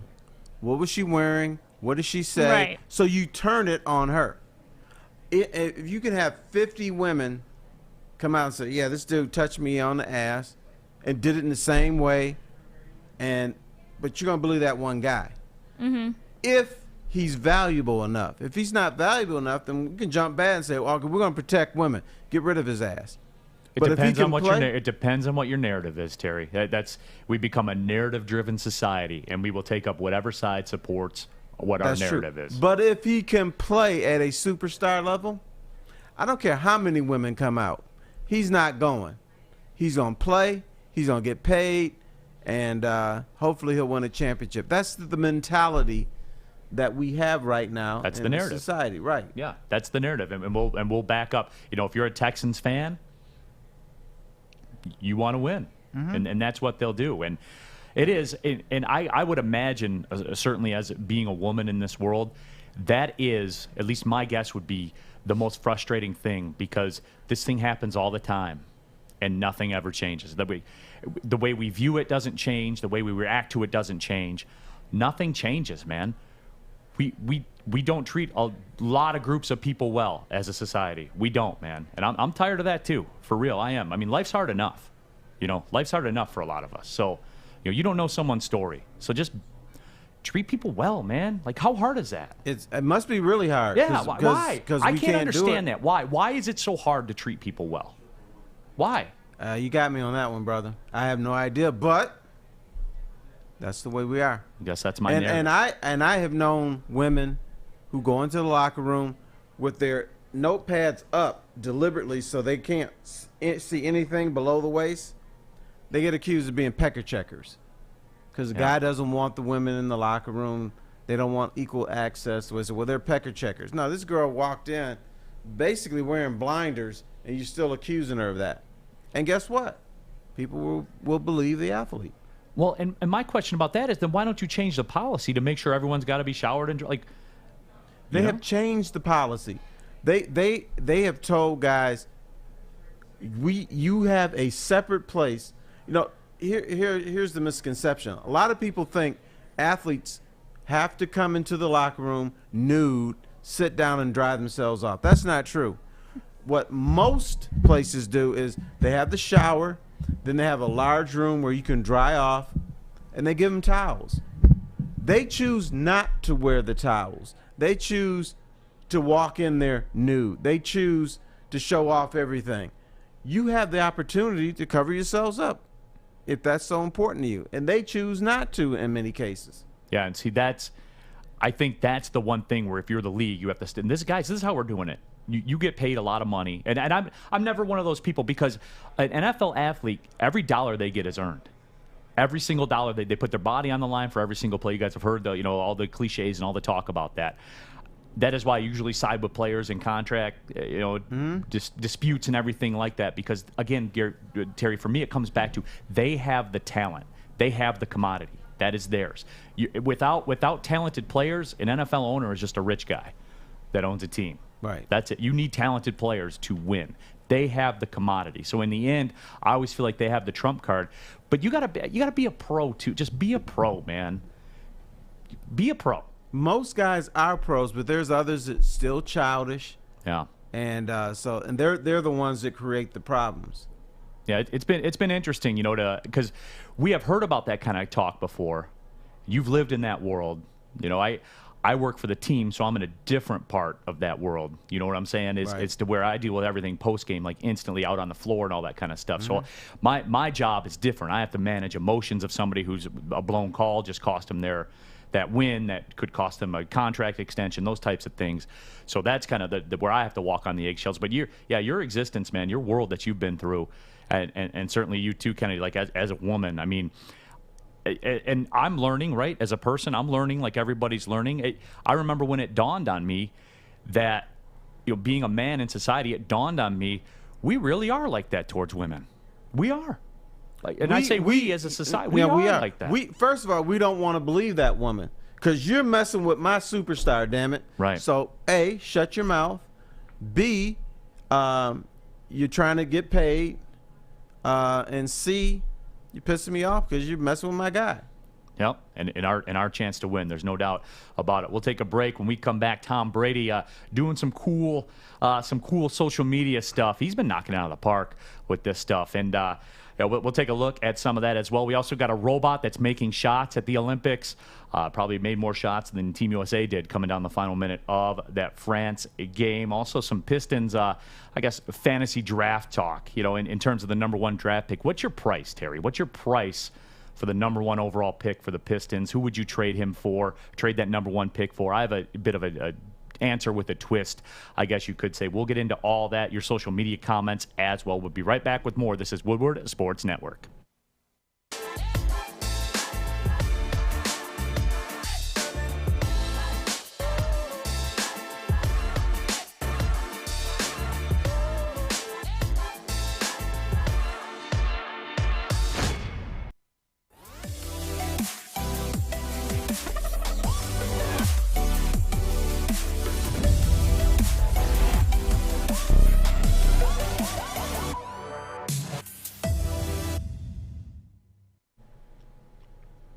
Neal Ruhl here for MyBookie. In the world of sports, the offseason, a time to relax and regroup after a hard-fought season. But playing with MyBookie gives you the choice to decide when your season ends, if it ends. At MyBookie.ag, you can bet hundreds of games and leagues from around the world, whether it's a game day parlay or a long shot winner. MyBookie has got you covered. Use pregame props or bet the game live to shift the odds in your favor and always come out on top. Not only does MyBookie host exclusive sports betting contests, and you won't be able to find them with any other book, but the bonuses are also insane. If you sign up today with MyBookie and use our promo code Woodward, you'll receive up to $1,000 in bonus money when you make your first deposit. That's $1,000 in extra cash when you make your first deposit with MyBookie using the promo word Woodward. Bet anything, anytime, anywhere with MyBookie. I think it's hotter than the Tom Brady thing. The pistol one, who would you trade for? And also vaccines in the NFL. Yeah, and that's that's certainly something that we're going to touch on here in the final hour of the show. He is Tfoss, Terry Foster. My name is Neal Ruhl. Happy to have you with us. Fish is here as always. Alex Fish, all of that, and Terry, we were talking about that just as far as like some of the news and everything that's been going around the NFL, just want to touch on the social media stuff real quick with Tom Brady and what he's doing. He's putting out, these goofy videos that obviously are fake. I mean, you can't throw a ball into a jugs machine and have it spit it back out at you. But, I mean, just real quickly, Terry, Tom Brady, the mega superstar, I think you're seeing a side of him that you don't see with a lot of megastars, in that he's a willing participant, as we show it right now from Tom Brady's Instagram. And I think he's doing a great job with this, because Tom Mazaway can't stand Tom Brady. Like, we know that. No, really? Yeah, I didn't know if you knew that or not, Terry. I didn't know if people knew that you had a Hugo Boss jacket on, or if Mazaway didn't like Tom Brady. I don't know if the people knew that or not. He's not gonna like this jacket either. But with all that being said, Tom Brady, I think, is showing himself to be very human with all this stuff. And it's easy. I think what has happened with Tom Brady is he wants to be just a regular guy. And a lot of people look at it as, he's married to Giselle. He's won a bazillion Super Bowls. He must be a robot. He must not be real. But I think he's showing us he's just another dude. Right. And that's a good thing. It is. It's a very human side. But you brought up the robots that, he's not a robot, but there are robots at the Olympics that are shooting basketballs from half court, that are making shots. And Terry, you and I were talking before the show. We get a good look at it here. This thing is creepy as hell. Look at that thing. And Terry, all these videos of all these robots, at first it was robot dogs, and you look at this thing out there, bang, knocking down the three from the top of the key. This is terrifying to me. That is terrifying. And they've only gotten more terrifying as time has gone on. I've seen enough with the robot and the AI world. Terry, I've seen enough. I don't want to see any more. You're right. And it started off as we're creating a robot that's going to replace people on the assembly line. So it started that way. Then they started coming up with these robots that could open doors and dance and do all this kind of stuff. They're probably going to come up with one that can talk. So you'll be done. So it is creepy. They move funny. I don't like them. Just get rid of them. Look at that. What was the movie reminds me of the movie I, Robot? Oh, the Will Smith movie? Yeah, the Will Smith, Yeah. and they were one became rogue and started murdering people and stuff like this. That could happen here. Yeah, can we please be done? I'm gonna look in this camera. Can we please be done with the robot thing? Especially, it was one thing when they were like dogs, and they were gonna make it replace your dog or your common house pet and things like that. But now the way that these things are looking like people, I don't like it. I don't want to see it anymore. Let me ask you a question there, Yes, brother. sir. You are a high-profile guy. Oh, okay. And you probably host a lot of parties, high society stuff. Oh, yeah, absolutely. Would you like to have a little? They have a robot that's a butler. Would you have the little guy going around there? What would you like? Oh, 7 and 7, very well. Go And get it your opens up 7 its and 7. chest, and the 7 and 7 cord Right. comes out of its chest. Now, No, that's would scary. you buy that? No, I would never buy that. And we saw this. I don't know if you remember Rocky IV. I remember when I was a little kid, Rocky IV. He had a robot in Rocky IV that was kind of along the same lines. That was like a maid type thing. But with all that being said, no, I don't want any of that. I don't want a 8 Mile vodka and soda to come out of a robot's chest. I mean, I'll take the 8 Mile vodka and soda with a couple limes, but I'll pour it myself, and then I'll go sit out on the deck and I'll enjoy it. No, you're not going to pour it yourself. You're going to hire somebody to pour Terry, it for you. No, Stop it. No, I'm not going to do that. Maybe I don't know. Maybe next contract. I don't know. But with all that being said, I'm never going to be in that world, man. I don't care. I don't care if I have a bajillion dollars. I'm not welcoming one of those things into my home, man. I'm not. Okay. I'm not going to do it. But Terry, I hit you with this question before we went away to break, and this is something I think I have a different twist on the answer. And we know the NBA draft is coming up Thursday, and certainly Woodward Sports Network will be your home for NBA draft coverage. I think the guys did a great job covering the NBA draft lottery, and the boys were buzzing, as they say. The boys were buzzing when the ping pong. They're doing more than buzzing. These dudes are nuts around here. The boys were buzzing when the ping pong ball fell the right way, and the Pistons have the #1 pick. And look, I've talked about this in the past. Oakland actually played at Oklahoma State. We went up against Cade Cunningham, and the game was pretty close. We shot the three really, really well that day. So the game was close coming down the stretch. I think we had the lead, with like 12 minutes to play in the game. But when it was winning time, and this is what told me that Cade Cunningham's a real deal for the NBA. He got everybody involved and did everything that he was supposed to do as a point guard. When it was winning time, and you know what I'm talking about, that last 5 minutes of the game, he backed down our 2 guard in the post and scored. Next possession, he backed down our 4 in the post and scored. Then he backed down our 5 in the post and scored, all from the guard spot. There was nothing we could do when it mattered the most. And Terry, the thing that I loved about him that I saw was when they went out for warm-ups. I'm getting ready to do the broadcast. And I saw the back of his jersey. And the muscles on his back had the Cunningham stretched across his shoulders. Right. He's a man. He's a man. And don't get me wrong, I'm not equating this to LeBron. But the body is the same. The body was a selling factor for me on LeBron. Cade Cunningham is a man.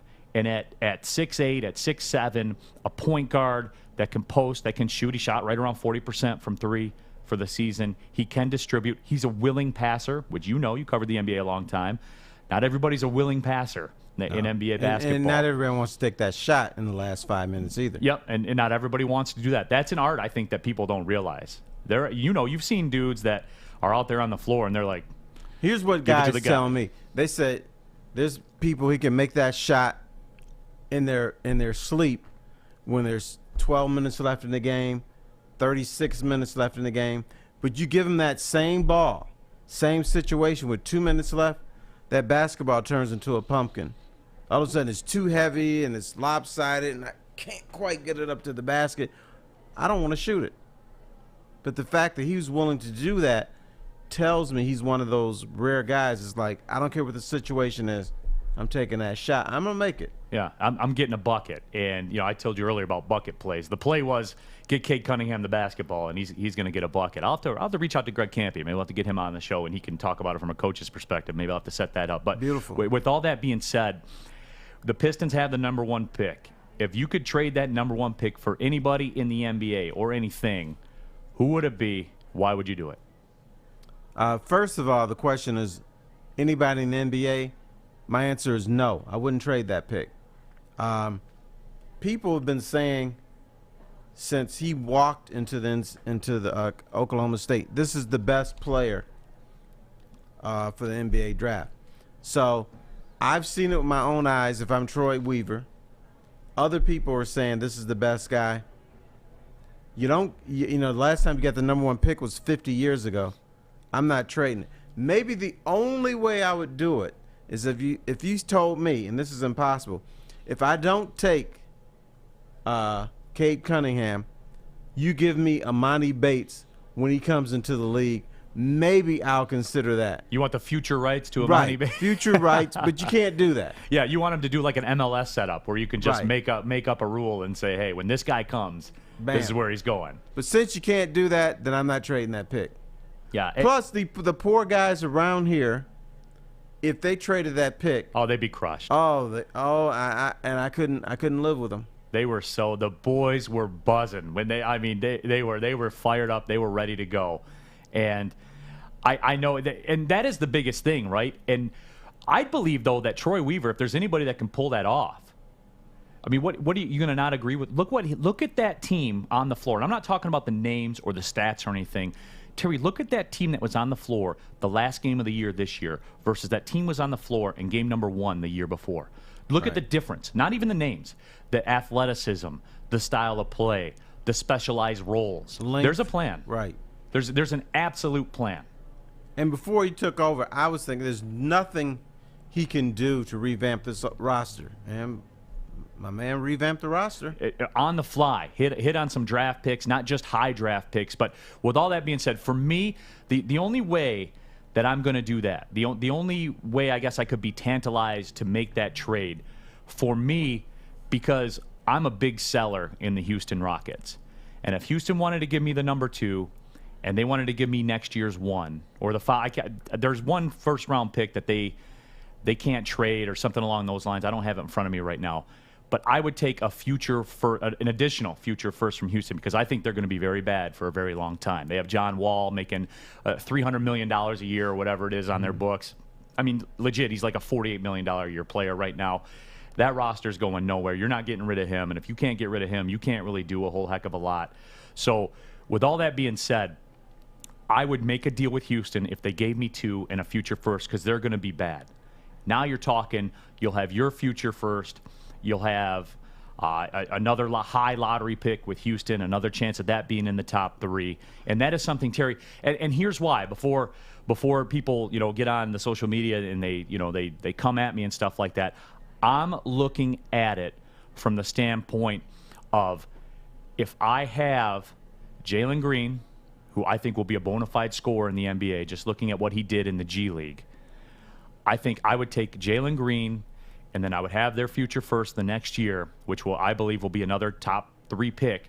Then, Terry, I have 2 cornerstone guys on rookie deals. The rookie deal is one of the more valuable commodities, I think, in sports. And you see it with the NFL draft as well. The rookie deal is how you become a good organization. Because if you have 2 bona fide players in Jalen Green and whoever you take the next year that you peg to be a bona fide guy, you have that flexibility to go give a max contract, a high value secondary contract. You can fill in. And look, the days of Detroit's a small market or Milwaukee's a small market, that stuff's over, dude. It's about max deals. It's about max deals and where the most money is. Because sponsorship and commercials, that's universal now. That's nationwide. It doesn't matter where you are. I mean, yeah, certainly you're better off in New York or LA, Chicago, or Miami. But with all that being said, if you're the dude, you're going to get that sponsorship money. That's how I would do it. I might get you to change your mind. Hang on. All right. Is Cade Cunningham a franchise player, a game changer? Like Cade Cunningham by himself? Yeah. Is he that guy that's special? I mean, that depends on your definition of special. Like, is he somebody that's going to be an intricate part of your team that you're going to win with him? I think so, yes. But I think I have a different conceptualization. Okay, is Jalen Green that? Because I think Jalen Green provides something they haven't had since Jerry Stackhouse, like a bona fide 20 a game. We're gonna go get a bucket on this possession. Jalen Green's going to score. Is he a franchise player? I think he's a franchise scorer. Yes. Okay, then. But Cade Cunningham can be a franchise point guard. Then you stick with your game plan. If you have seen Green play, which I have not, if you've seen him play and you've got good film on him or a good take on him and think he's going to be every bit as good as Cade Cunningham, yeah, you take him and get that future stuff. I can't pull that trigger because I don't know who Jalen Green is. Sure. To be honest with you. So, but if you've seen him play and you say, you know what, this guy, we can win a championship with this guy, pull the trigger. But I think the biggest thing through all this isn't even, and I know we're talking about, ifs and buts and everything like that, but I think the most positive thing about this for me, if I'm a Pistons fan, is I know that I have a guy in place that's capable of pulling that deal off if he wants to. Mm-hmm. And no matter what, I think no matter what he does he have enough goodwill right now off of 1 year and one, I think, phenomenal first round of the draft? Sadiq Bey was all-NBA rookie. I mean, he was legit. He was a legit player. Does he have the cachet to be able to pull that off? Is he above that? Or do you think that there would be, I don't want to say a revolt, because I think Troy Weaver would, if you did a GM power ranking, I think he'd be right up there with Steve Yzerman in my eyes, right? Just based on what he did. I think he could pull it off without the whole town going ape shit. Yeah. Yes, there's going to be some people who've never seen some of these guys play, but they're only going by what they read. Yeah, they might be upset, but I think for the most part, he was able to turn around a Stan Van Gundy-led team. I think he's got that cachet where people are like, all right, let's roll with this dude. That's what I think. I think so, too. Like, I think he has that, and that, to me, again, if I'm a Pistons fan, that's the positive I have in that. Because that was not the opinion before. It was. Mm-hmm. And look, I had worked for the Pistons. Stan Van Gundy was great to me. He's a very, very nice guy. Love the guy. But the resume's the resume, man. It worked out the way it worked out. It did. Right. Stan Van Gundy he's a good NBA coach. He's taken teams to the finals and all that stuff. I get that. But it worked out the way it worked out. And with all that being said, I'm big on Troy Weaver to the point where with what he did in one draft, just changed the entire complexion of the basketball team, the entire makeup of the roster. He did it, and now I can't wait for him to go to work again. Coming up on Thursday. I can't wait for it. Right, because when I look at the Pistons, they're not good, but they've got good young talent. And that talent can't become great until they're like 25, 26 years old. So what you've got a bunch of dogs ready to go at it, but they're in the incubator now. Right. They're developing, they're learning. The rest of the league is pulling tricks on them because you can do that to young fellas. And then the young fellas are like, okay, that's not going to happen again. So that's where the Pistons are. And the NBA, Terry, is different. I even think you saw Zion and all these guys. It takes a minute for them to fire up the engines because they're playing with men.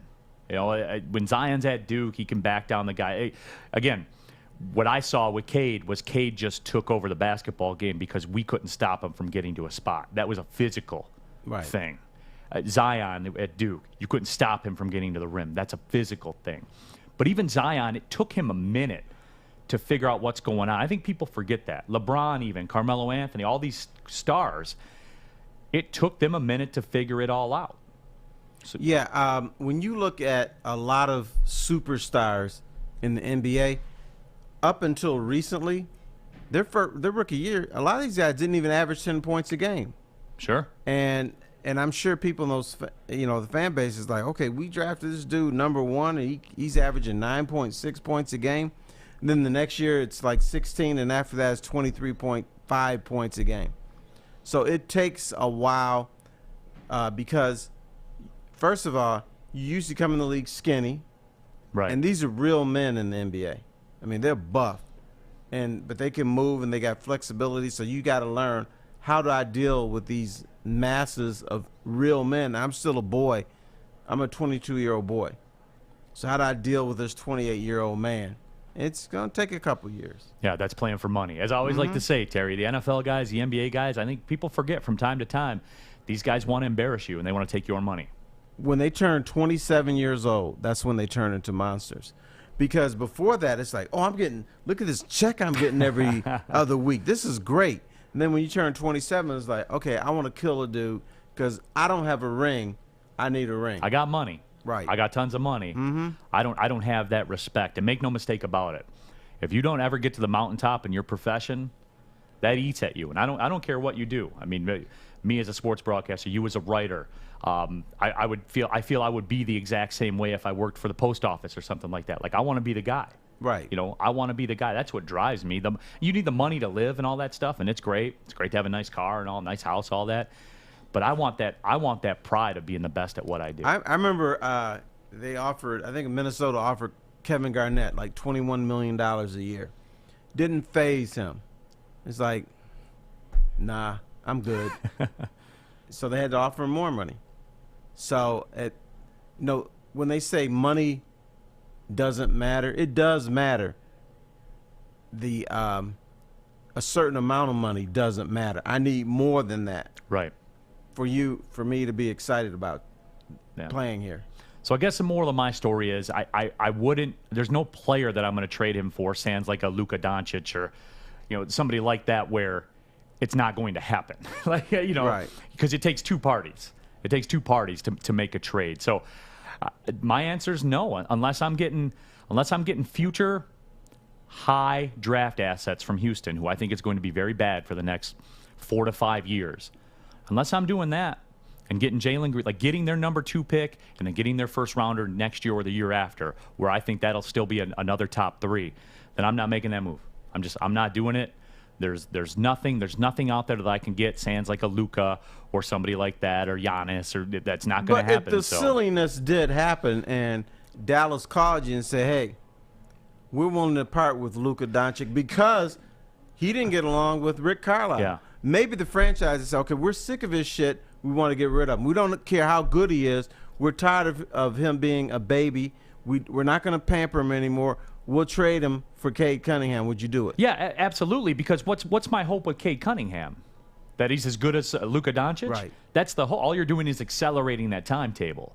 So yeah, absolutely, I would do that because he's a transformative superstar. And Terry, I know we're not watching it because we're bad American, but watch Luka go to work in the Olympics, man. Right. That first game he played, because I think too with international players, when they get these opportunities to be on that Olympic stage, as the kids would say, it hits different for them. It does, because they want that acclaim. They want their nation to rise up. They want their nation to be viewed a certain way. I think Luka's the next star of the game. What you got, Fish? I apologize for calling you a bad American. You're not a bad American. Maybe I'm the bad American. That's actually Fish, true. You're a stand-up By American. the way, you're just gullible. That's all. Speaking of bad American, I didn't realize this until Saturday night, I believe it was, but the swimming is actually made for American TV. Like, they do the swimming finals at America's Night for American broadcast, which I didn't know was a thing. I will say this. I do get into the swim. If I catch it, it's like a horse race. It's like the Kentucky Derby. And I think, and Terry, I've said this before, too, about sports. I think the reason you're seeing the rise of soccer, the rise of college softball, swimming is another thing. Because with soccer and softball, it's over in under 2 hours no matter what. The swimming's over in a minute and a half. No matter what, it's over. And you know that going in. We talked about time squeezes and things like that. We knew that going in. So I think that's why you're seeing I don't think it has a lot to do with the sport.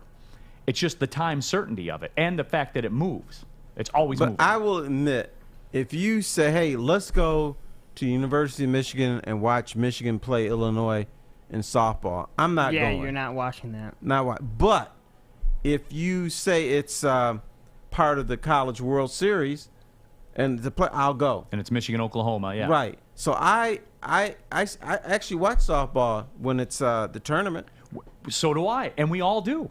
Mm-hmm. We all do, Terry. I mean, the ratings are exploding, and it's something I've talked about on podcasts before. The ratings are exploding for it because it moves, it's energy, it's all that stuff, and that's why. And I think you're just going to continue to see it because a well-pitched college softball game is over an hour and 40 minutes.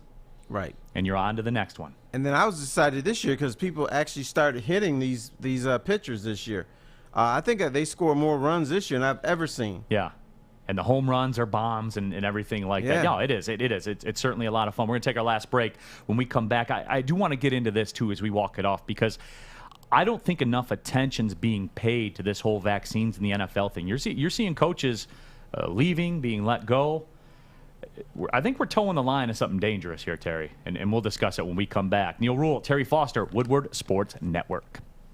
Welcome to the Call Sam Chopper Shop, where you can win a custom-built chopper while helping our veterans at the same time. Watch as the Bad Pig Custom Team turns this bike into a one-of-a-kind classic chopper. And when it's finished, we'll be donating the bike to Volunteers of America Michigan to raffle off in support of our vets.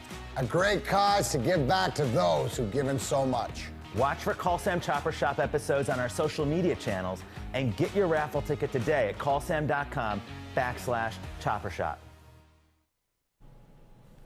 Welcome back, everyone. I have a little sponsor to tell you about, 8 Mile Vodka, one of my personal favorites. 8 Mile Vodka, born in Detroit, is distilled in single 90-liter batches to allow for optimal quality control and care. Then carbon filtered, aerated, and bottled at the perfect time to produce a subtle taste with smooth finish and a character all its own. This is an exceptional premium vodka that can be chilled and enjoyed straight or mixed to create an exceptional cocktail. My favorite's a Dirty Shirley. Next time you're out, ask your bartender for an 8 Mile Vodka or pick up a bottle at your local Meijer, and always drink responsibly. Can you tell us what that is? I've never heard a Dirty that in my Shirley? life. Yeah, please. It's a Dirty Shirley is a Shirley Temple with vodka in it. It's All right. fabulous. All right. You know what? Some things are so obvious, and you don't think about it, and then it hits you in the head like a baseball bat. No, I get asked How all would the that time. not They're be like, good? What? Right. It's. I drank so many Shirley Temples as a kid, and then I was like, can we just start putting vodka in those? And they're like, yeah, that's a real drink. It's just called a Dirty Shirley. And I was like, see, it. I'm so unsophisticated, man. I put in some ice and some club soda and some limes, and that's it. Hey, I used to be a bartender, and I have no idea what these drinks are today. They switch them all up on you. He is Terry Foster. My name is Neal Ruhl. Happy to have you coming on the stretch here on the Midday Show, Woodward Sports Network, however you're consuming it. And I know the Facebook live comment section's bumping, YouTube comments, all of it. Certainly do appreciate everybody. If you're watching the show for the very first time, welcome. This is what we do here. It's great to be with Terry Foster. This is a big honor for me with his resume and everything like that. He's so big time. He wore a Hugo Boss jacket with a South Detroit T-shirt. That's swag, man. That's swag. Are you hot yet, Terry? No. Because I I don't get hot. You know why? Because I don't think about getting hot. Therefore, I don't get hot. Okay, because were you the reason why the AC was on in this? Yes. Okay. I told them, if you don't turn on the AC, I'm walking out. Yeah, but And you they turned it just on. said you don't get hot. Oh, you were doing it for them. I like not to be for you. cool. Okay, you're confusing me, Yeah. but okay. I'm one of those guys. I like to turn on the air and then wrap up in a blanket. Only that's a good Tfoss feeling. can wear the Hugo Boss jacket and still be so cool, everyone. Bam. No, Stay cool, be easy. Happy to have y'all with us here, Woodward Sports Network. Terry, I did want to touch on this before we cut out of here because I think that this is big. And it's one of those things I think will crosses over into society. And we're seeing it in the NFL right now. And I just don't think that people are talking about this enough. And I know there's a lot going on with the Deshaun Watson thing and the Aaron Rodgers saga and Tom Brady's videos that he's doing where he's throwing the football into the jugs machine and it's spitting it back out at him. But we're starting to see it. NFL players debating retirement. Coaches are being let go because they're choosing not to get the vaccine. And if you're not vaccinated, you can't have tier 1 status as a coach, which means, you got to be on the field and all that kind of stuff. I had that this year with traveling for the NCAA and doing the basketball games. You had to have what was called tier 1 status. We were tested every morning, every night, all the time, quarantine when we travel, all that stuff. This is a very slippery slope in my mind. And look, for the record, because people want to know, and I'm open about it, I got the vaccine. I will say it this way.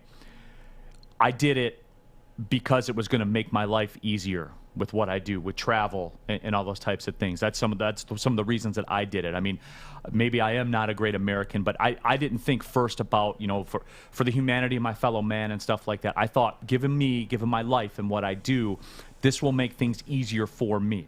So that was the decision that I made. So with all that being said, Terry, as you look at this, do you think this will get more sticky as things go on? Of course it's going to get more sticky. But I think it's stupid for an NFL coach to say, you know what, I'm not going to take the shot. I'd rather lose my job. These guys are getting $600,000-$700,000 a year. It's a pretty good living. I know I couldn't be bringing in $400,000 and then go to mama, my wife, and say, I'm not going to work anymore because I'm not taking this damn shot. She would shoot me right between the eyeballs. With the needle, huh? Just like No, she shoot with a gun. Yeah. Okay. So there is a thing in sports, and this is one of the reasons I took the shot, is sometimes you have to take one for the team. You're taught that over and over and over again in college and pro sports. Take one for the team. It kills me. Or it amuses me. These players are like, well, it's my body. I should decide what's put into my body. Really? Okay. These same players, if they play a game and they hurt their knee, they're willing to be wheeled into the locker room and get shot with something. They have no idea what they're shooting into them, but I got to play in that game. So I'm going to take this shot. I'm going to take this pill. I'm going to freeze my leg, whatever you do. I'm going to do it for the team. They don't even think twice about that. But for something like this, where a pandemic comes around once every 100 years, I want to get this shit out the way. I'm sick and tired of cowering. I want to be able to go to the sports bar. Yeah, selfish stuff. But I want people there with me. I want healthy people around with me. I want to return life to the way it was in 2018. I was having a blast just doing whatever I wanted to do, and then my world shuts down, your world shuts down, and scientists, and these aren't crackpot pipes, are telling us if you take 2 of these shots, we can resume to life as before. That's all you got to tell me. No, and I understand that, and to a degree, that's what I'm saying as to why I did it. I did it for the reasons of it's going to make my life easier given my line of work and what I do. And that was it's essentially the same thing that you talked about. My living, I'm not going to have my living the way I make my money. I'm not going to have that go away because I won't get the shot. That's Right. why. That's why.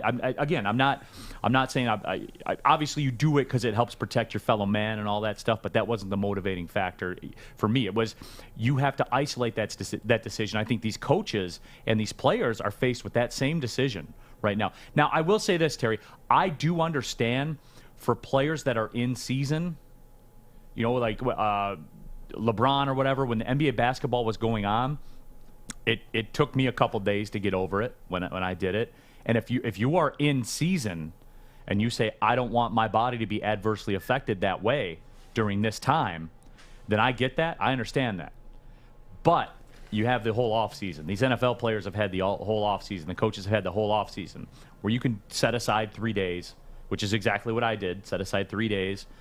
2 days came and passed. I was all right. To work we went, and that's what we did. Right. Or you could be like my 7-Up cake guy. When I go to the barber, yes, I have no hair on my head, but I do get my beard trimmed now and then. The guy came in every Thursday, and he made 7-Up cakes, and he sold slices.